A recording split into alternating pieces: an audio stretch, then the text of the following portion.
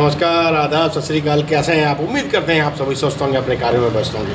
दोस्तों, ज़िंदगी में लोग ना एक बहुत बड़ी गलती करते हैं। उनका कोई फ्यूचर का गोल नहीं होता, कोई प्लानिंग नहीं होता, जिसके चलते वो अपनी चीज़ें जो अचीव करना चाहते हैं उस पर पीछे रह जाते हैं। आपको अपनी ज़िंदगी में ख़ास तौर से आपके 20 साल से लेकर 40 साल के बीच में जितना हो सके ना उतनी मेहनत करो, जितना हो सके ना उतनी एजुकेशन को अर्न करो, जितना हो सके ना उतनी सेविंग करो, जितना हो सके उतना इन्वेस्टिंग करो। अगर ये चीज़ आपने फॉलो कर ली तो यकीन मानो आने वाला टाइम आपका ब्राइट टाइम कहलाएगा। आने वाले टाइम में आप बहुत अच्छी तरीके से आप लाइफ को एंजॉय कर पाएंगे अगर आपने ये स्टार्टिंग के 20 साल आपने सही तरीके से प्लानिंग कर लिया। देखो, मैं अपनी कहानी बताता हूँ। स्टार्टिंग डेज में मैंने बहुत अच्छी अर्निंग कर रहा था और मेरे अनाप शनाप खर्चे भी थे। जब मैंने एनालाइज करना शुरू किया कि मैंने 5 साल में जो अर्निंग की ना, मैंने उसमें कुछ भी सेव नहीं किया। मेरे जो सीए थे उन्होंने समझाया कि मेरा जो रिटर्न फाइल करते हैं उन्होंने समझाया कि जी आप जो अर्निंग कर रहे हैं ना, अगर उसमें उसको सेव नहीं कर रहे हैं ना तो आप सबसे बड़ी भूल कर रहे हैं। आपको अपनी अर्निंग का कम से कम 20 से 25% सेव करना चाहिए और उसको इन्वेस्ट करना चाहिए, तो आप आने वाले टाइम को एक अच्छा टाइम बना पाएंगे। मैंने उनकी सीख समझी और मैंने उस पर अमल करना शुरू किया।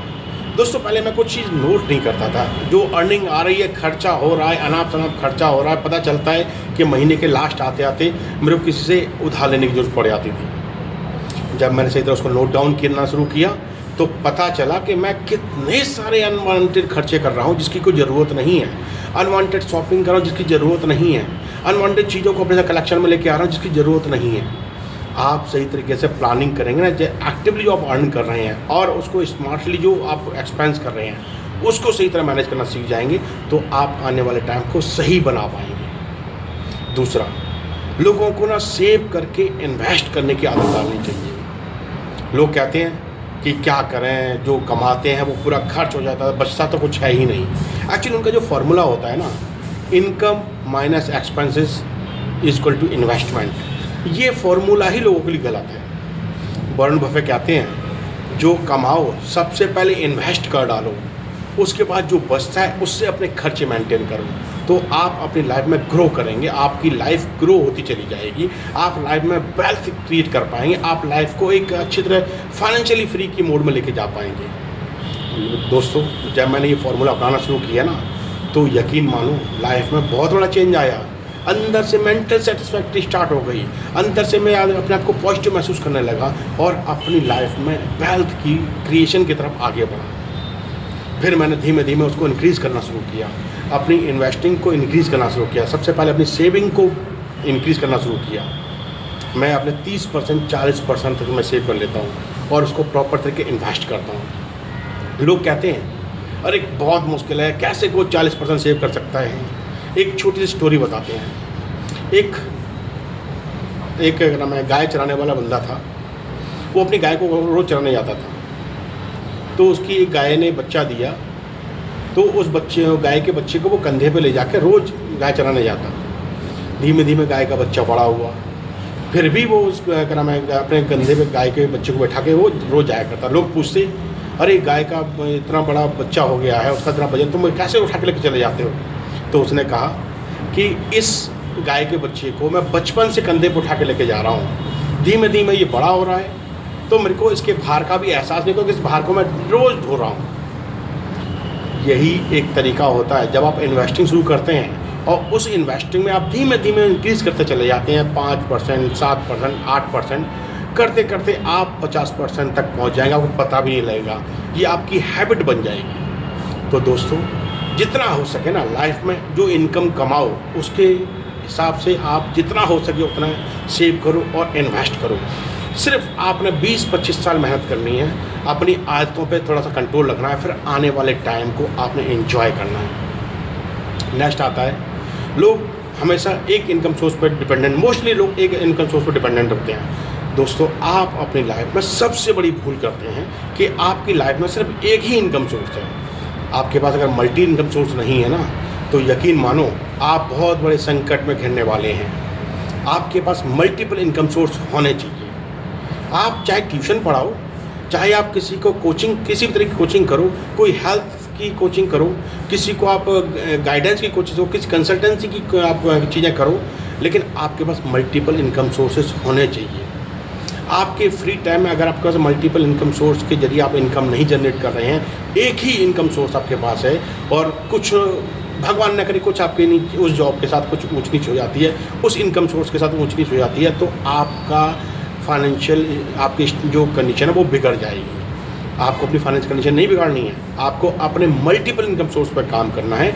आपके पास इनकम आनी चाहिए, चाहे आप काम करें या ना करें। एक छोटी सी कहानी सुनाते हैं। एक स्कूल होता है, दूर दराज गांव में एक स्कूल होता है, वहाँ पे टीचर होती है। वो टीचर एक्टिवली स्कूल में पढ़ा रही होती है।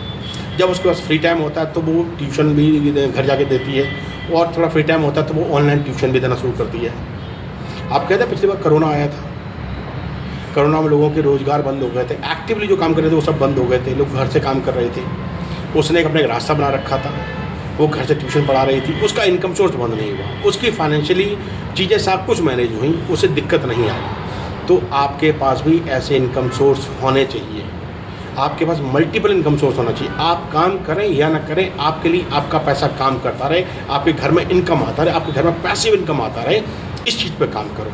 अगर ये करेंगे तो आप लाइफ में कभी भी आप दिक्कत में नहीं आएंगे।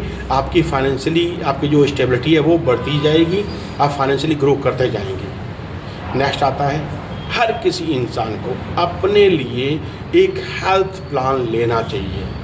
दोस्तों यकीन मानो, बहुत से लोगों को मैंने देखा है, उन्होंने अपने मेडिकल इंश्योरेंस नहीं कराया, हेल्थ इंश्योरेंस नहीं कराया, मुसीबत आई तो उनकी सारी जमा पूंजी खर्च हो गई। आपकी लाइफ में ऐसा ना हो तो आप अपनी लाइफ में एक हेल्थ इंश्योरेंस प्लान जरूर लेके चलें। जब कभी मुसीबत आए तो वो हेल्थ इंश्योरेंस आपको सपोर्ट कर सके, आपके सारे फाइनेंशियली खर्चों को मेंटेन कर सके, आपके सारे मेडिकल बिल्स उस इंश्योरेंस के थ्रू पे हो सकें। तो हर किसी को अपने लिए एक हेल्थ इंश्योरेंस लेना बहुत ज़रूरी है।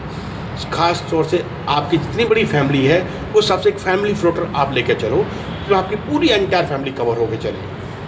किसी को भी दिक्कत हो, आपके इंश्योरेंस से आपके मेडिकल एक्सपेंसेस पे हो सकें, हॉस्पिटल के बिल पे हो सकें। नेक्स्ट आता है, हर किसी इंसान को अपने लाइफ में एक टर्म इंश्योरेंस ज़रूर कराना चाहिए।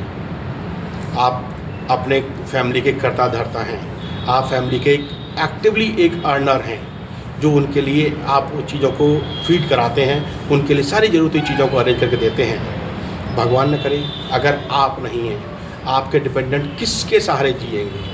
तो आप अपनी लाइफ में एक टर्म इंश्योरेंस ज़रूर करा के चलें। आप अपनी इनकम का 20 गुना टर्म इंश्योरेंस करा के चलें, तो मुसीबत के टाइम पर आपकी फैमिली को वो सपोर्टिंग के रूप में काम करेगा। आपकी फैमिली को दर दर की ठोकरें नहीं खानी पड़ेंगी, आपकी फैमिली को किसी के हाथ नहीं फैलाने पड़ेंगे। ये चीज़ें करो, आप अपनी लाइफ में फाइनेंशियली ग्रो होते चले जाएंगे, आप अपनी फैमिली को प्रोटेक्ट कर पाएंगे, उनको एक अच्छा भविष्य दे पाएंगे, आने वाले समय को सही और सुदृढ़ बना पाएंगे। चीज़ें सीखना, समझना, उसको इम्प्लीमेंट करना बहुत ज़रूरी है।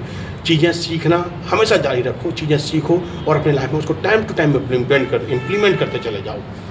अगर आप चीज़ करते गए तो आने वाले टाइम में आपको अमीर बनने से कोई नहीं रोक सकता। देखो, अगर आप गरीब परिवार में पैदा हुए हैं तो ये आपकी गलती नहीं है, लेकिन आप गरीब रह के अगर मर गए तो ये आपकी सबसे बड़ी गलती है।